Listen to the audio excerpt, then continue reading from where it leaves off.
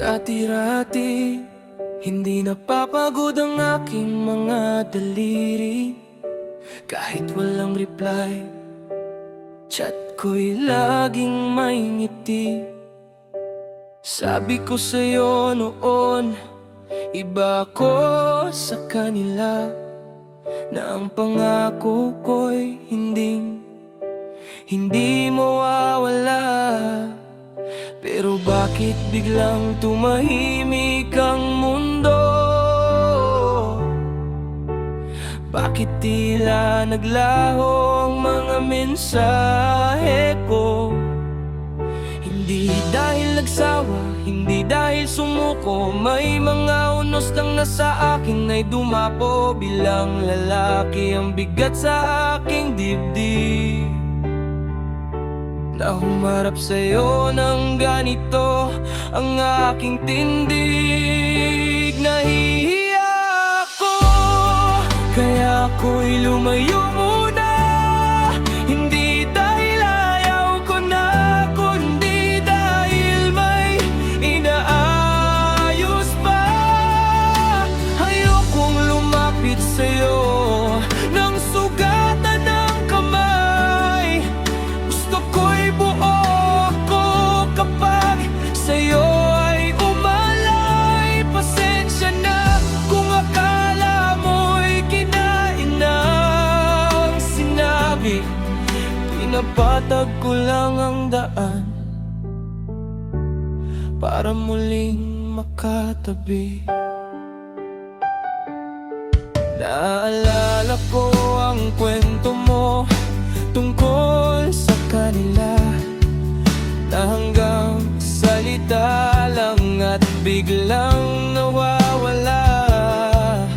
Saksak sa puso ko na magmukhang ganun din, pero ang totoo, ikaw pa rin ang dalangin.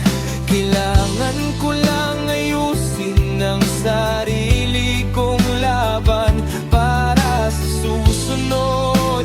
Wala na tayong hadlang sa daan. Sana'y mahintay mo ang muling pagbangon, lalabanan ng pagsubok ng bawat panahon. Ang katahimikan ko ay hindi pagtalikod, kundi paghahanda para sa mas tapat na paglilingkod. Nahihiya ako, kaya ako'y lumayo muna. Hindi dahil ayaw ko na, kundi dahil may inaayos pa. Ayokong lumapit sa'yo ng sugatan ng kamay. Gusto ko'y buo ako kapag sa'yo ay umalay. Pasensya na kung akala mo'y kinain ng sinabi. Pinapatag ko lang ang daan para muling makatabi.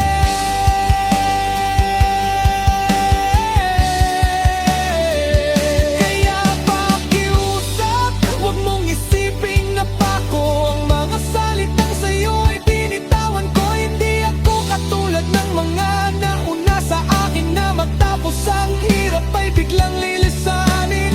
Babalik ako ng may mas matapang na ngiti at mapatunayan na ako'y mananatili. Hintayin mo ako, parating na ang bukas, ang tadhana'y gagawa rin ng sariling lunas. Hindi ako sumuko, hindi ako nagwakas.